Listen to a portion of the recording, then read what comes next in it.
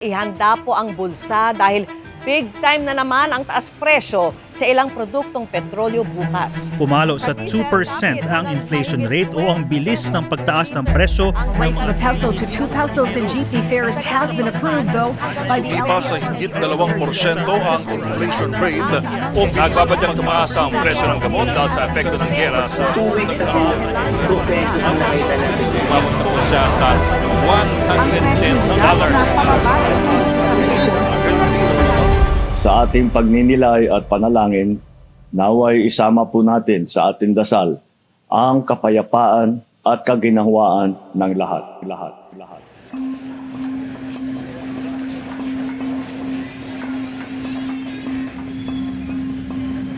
Sa bawat barya na laman ng ating bulsa at pitaka na inilalabas natin sa palengke ng Odjongan, may kwentong hindi lang ng pangkabuhayan, kundi ng ating kapaligiran na ating ginagalawan.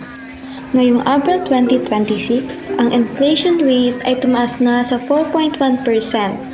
Ngunit, sa likod ng mga numerong ito ay ang mas malalim na realidad ng ating ecological footprint.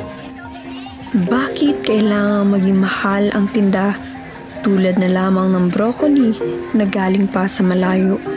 Ang isda na dati maraming sagana, tila nagmamahal na rin kasabay ng gasolina. Hindi lang ito usapin ng bulsa o laman ng pitaka. Ito ay usapin ng ating supply chain vulnerability at ang epekto ng climate-induced inflation. Ayon sa PSA Transport Index 2025, ang sektor ng transportasyon ay ang may pinakamabilis na paggalaw ng presyo. Dahil ang Odjongan ay isang island economy na umaasa sa mga barko at trucks. Ang bawat pagtaas ng presyo ng petrolyo ay direktang cost-push inflation. Tungkol naman sa scientificong aspeto, tinatawag itong purchasing power erosion. Ayon kina Masarat et al. 2021, kapag hindi na isama ang inflation sa pagpaplano, maging sa gobyerno o sa simpleng pangangailangan natin araw-araw, nagkakaroon tayo ng cost overrun o matinding pagkukulang sa budget. Ang polusyong dala ng transportasyon ay nagpapaalala rin sa ating lokal na klima na kalaunan ay sumisira sa mga pananim natin dito sa Romblon. Ako si Marian Marsonia, 43 years old. Siguro mga 3 years na ako nagatinda dito. Risa Fabro, 20 years nang nagtitinda. Nina Santiago, Ilang taon na po kayo? 71. Ako po si Andrew Famero, 53 years old. 30 years nang mamimili dito sa Odjongan fish at saka vegetable section. Yung presyo noon, mura, tsaka ngayon, nagbiglang taas siya. Siyempre, yung mga pamasahe namin ay makakadagdag pa sa expenses baga namin. Sa ngayon, parang tumaas lang ngayon ang mga presyo. Tapos depende rin sa capital namin kung wala rin kaming kung konti lang o wala rin kaming paninda. Paano po ngayon na 500 pesos pa rin? Marami pa rin po ba kayo nabibili ngayon? Kunti na lang nga. Mahal kasi. Bawas na ang mabibili mo sa halagang 500. Noon masyadong madami, ngayon konti na lang kasi ang mahal na ng mga bilihin ngayon sa pagtaas ng presyo ng langis. Kaya yung 500 pesos, mababawasan na yung mga mabibili. Kunti na lang na isda at saka kunti na lang na gulay at kunti na lang na karne. Nagrereklamo sila ngayon kasi wala bang puro ganyan, discount din yung hinihingi. Yung iba nakakaintindi rin. Parang nakakaawa na nga lang yung mga customer. Wala kaming magawa kasi kunti na lang yung patong namin, ay paano naman kami kung hindi kami magpapatong?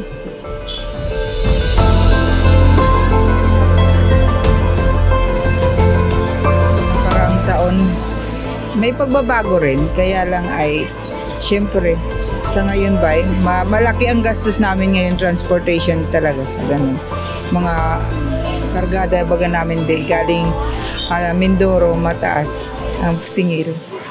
Mahal na ngayon ang pamasahe, hindi naman 25. Pamasahe punta dun sa amin galing dito ay 150. Noon ay 50 lang. Ngayon mahal na. Doble yung yung tinaas. Ang kilo ng isda 350, yung gulay pa, prutas pa. Yun ang importante sa katawan. Ang manok siguro 1/4 kilo na lang, 1/2 kilo na buto-buto. Pamasahe ay kunin yung 150. Ay magkano lang natira noon. Hindi na ako makabili siguro ako ng bigas, mga 2 kilo lang. Ganyan lang. Wala nang iba.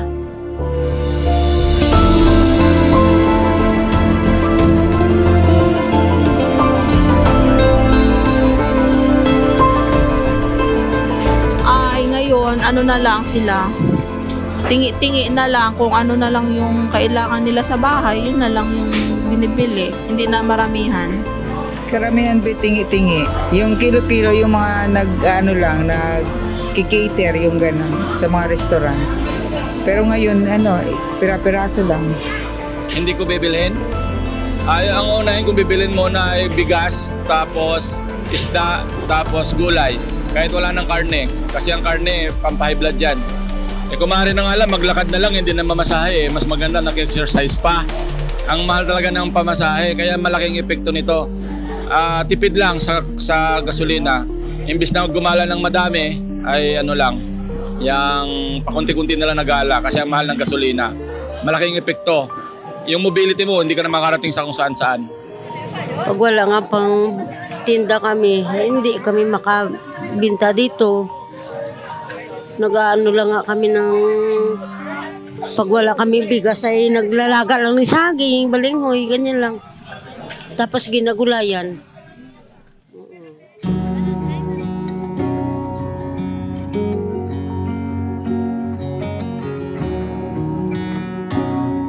Hindi sapat na sabihin magtipid tayo. Kailangan natin ng systemic solutions. Ang una dapat ay ang pagsuporta sa local food systems. Kung sa Odjongan mismo ang manggagaling ang supply, mababawasan ang carbon emissions mula sa transportasyon at mawawala ang dagdag na logistic cost.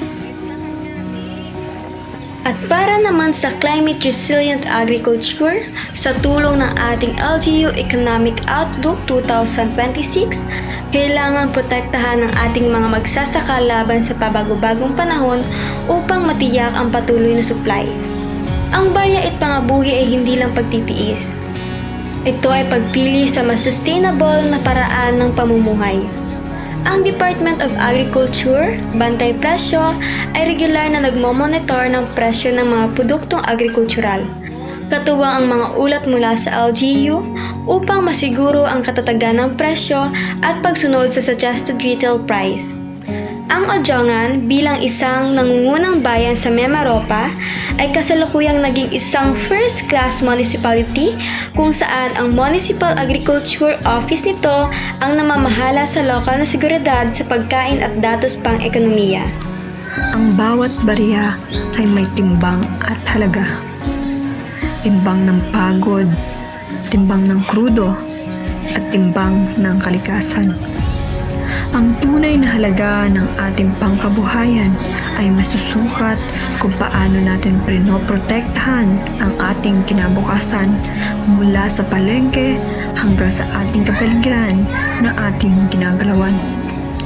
Sa huli, ang katatagan ng ating ekonomiya ay hindi lamang nakadepende sa mga numero sa listahan ng SRP. Nakasalalay ito sa ating pagtutulungan, ang malasakit ng negosyante sa mamimili at ang suporta ng mamimili sa lokal na industriya.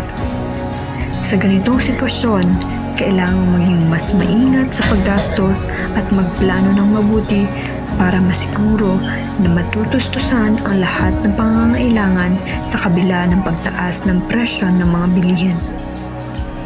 Dahil ang matalinong mamimili ay ang mamimiling may alam at may pakialam. Sa gitna ng hamon ng pandaigdigang krisis, ang Odjongan ay mananatiling matatag dahil sa bawat hakbang patungo sa systemic solutions, mas sinisiguro natin ang isang masaganang bukas para sa bawat pamilyang Romblamanon.